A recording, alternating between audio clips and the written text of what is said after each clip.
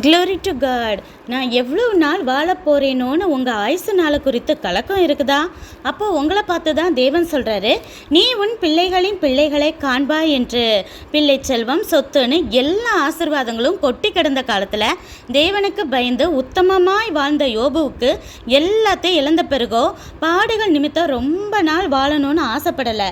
ஏதோ பொழுத ஒட்டினா போதுன்னு நினச்ச யோபு அப்பவும் உத்தமத்தில் உறுதியாக நின்னதால் எல்லாத்தையும் ரெட்டிப்பாக கொடுத்து சந்தோஷமாக்கிய தேவன் அவர் ஆசைப்படாத ஆயுசு நாளை கூட ரெட்டிப்பாக ஆசீர்வதிச்சு கொடுத்தான்னு உங்களுக்கு தெரியுமா? இந்த பாடுகளுக்கு பிறகு 140 வருஷம் பூரண வயசா உயிரோடு இருந்தாரு.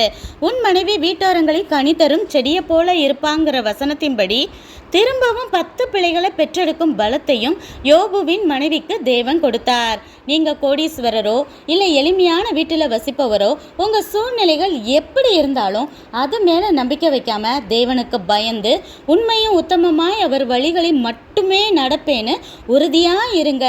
யோபுவுக்கு ரெட்டிப்பான வாழ்நாளை தேவன் கொடுத்தது போல உங்களையும் தீர்க்காயுசாக வாழச் செய்வாராக. வாழ்த்துக்கள். நன்றி.